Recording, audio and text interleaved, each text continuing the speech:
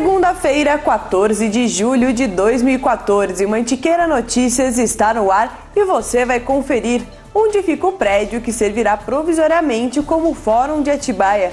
As inscrições abertas para o concurso público em Bragança Paulista. Uma reportagem especial sobre os cuidados com a saúde dos pequenos no inverno. Os principais números da Copa do Mundo no Brasil. A abertura hoje do Festival de Inverno em Atibaia. A previsão do tempo para esta terça-feira e as notícias sobre a Copa do Mundo e tudo sobre a volta do Campeonato Brasileiro. Até já!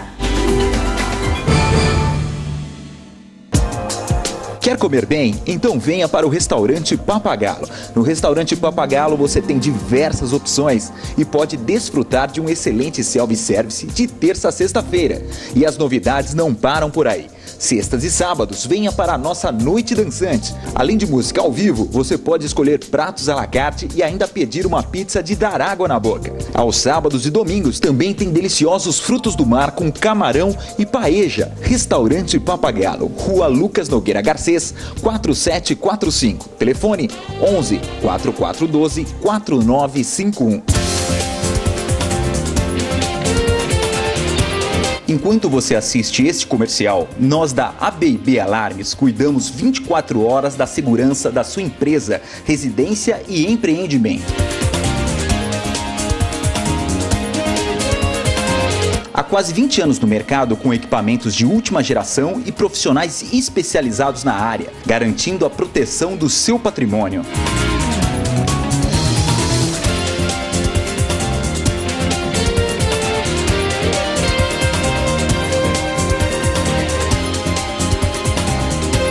ABB Alarmes, 24 horas cuidando do seu patrimônio.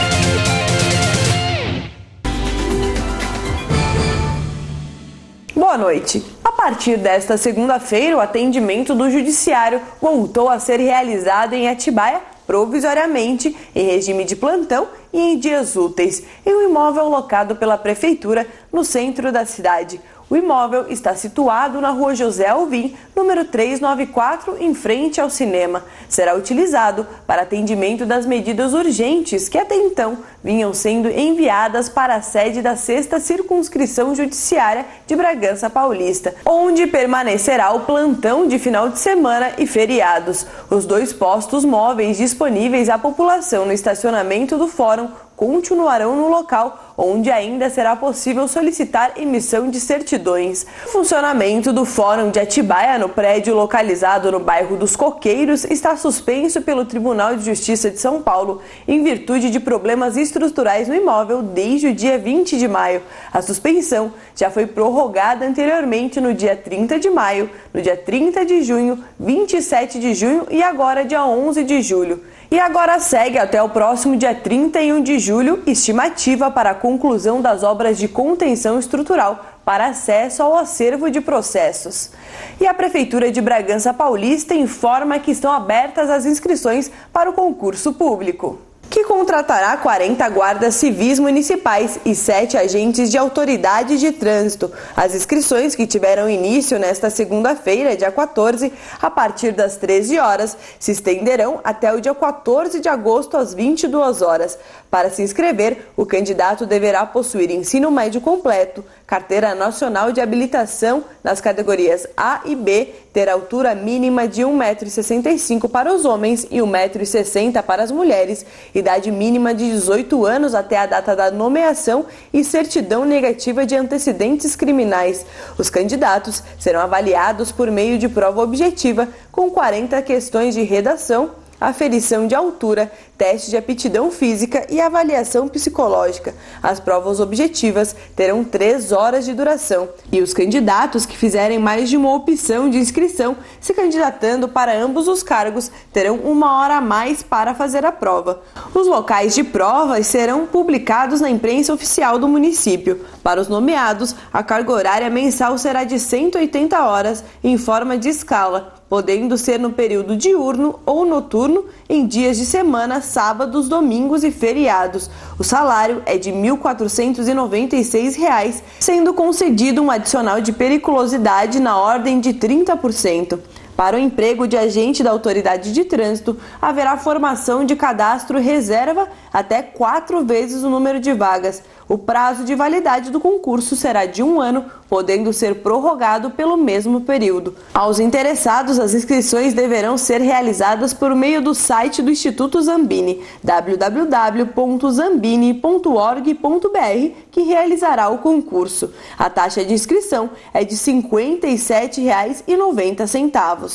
E o edital completo pode ser encontrado na edição número 112 da Imprensa Oficial do Município, de 11 de julho de 2014, no portal da Prefeitura de Bragança Paulista, www.bragança.sp.gov.br, na aba da Imprensa Oficial, ou no site da Zambini, www.zambini.org.br.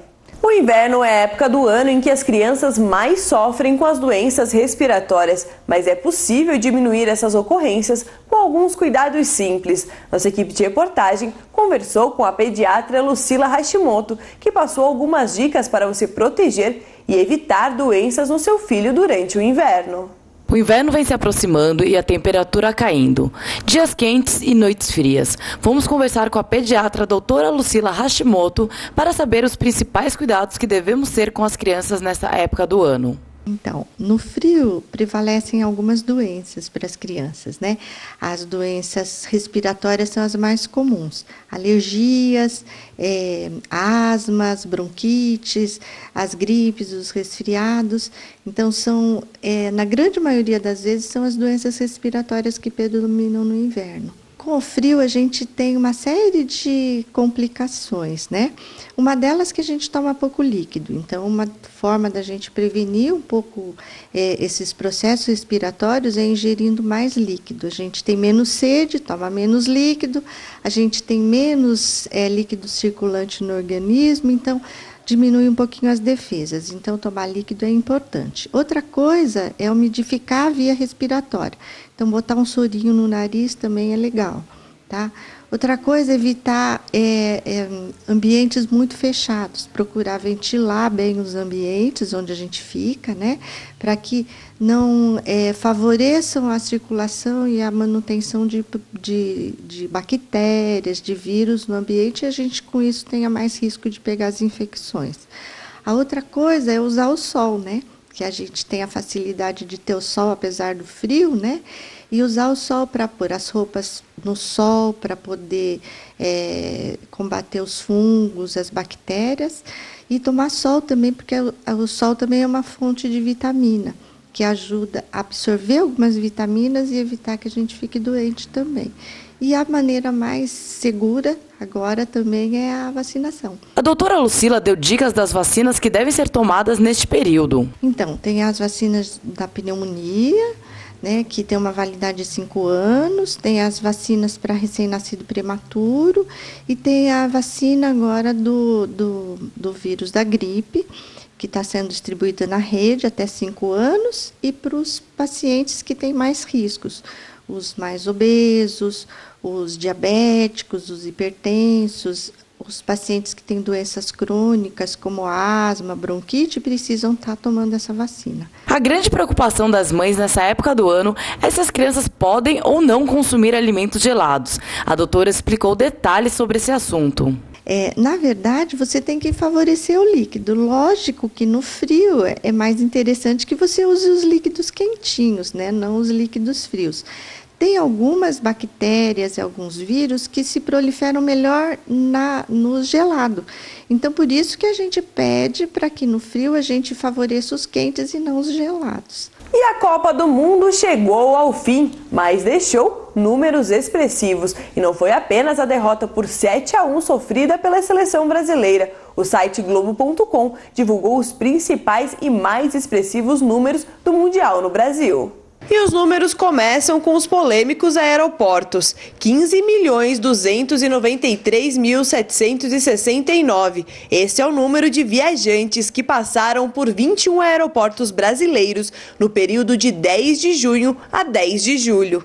Já os voos atrasados são de 7,3%. É o total do índice de atrasos nos 21 aeroportos brasileiros entre 10 de junho e 10 de julho, para comparação com o índice de maio, que foi de 10%.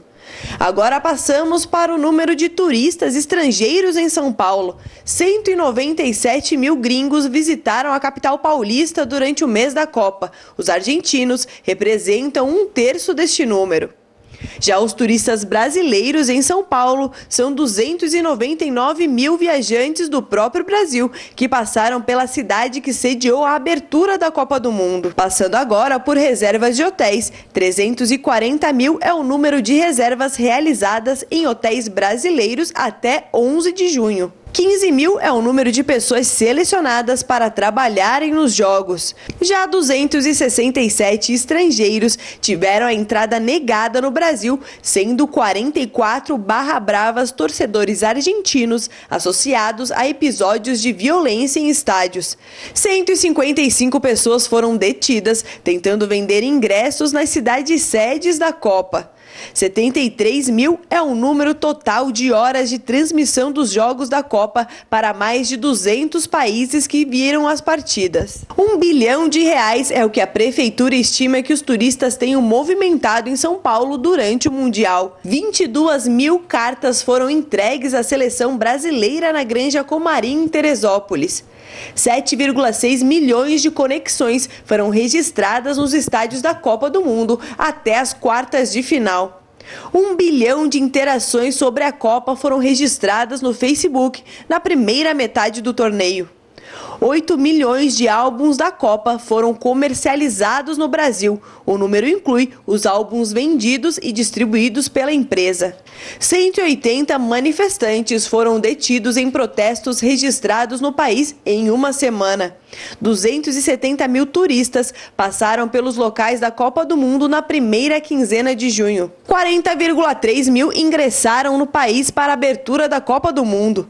3,7 milhões é o número de chamadas telefônicas feitas nos estádios da Copa do Mundo até as quartas de final. 43 milhões de imagens foram mandadas por smartphones dos estádios da Copa do Mundo até as quartas de final. 3,6 bilhões é o número estimado de espectadores da Copa. O número é 12,5% maior que o da Copa da África do Sul.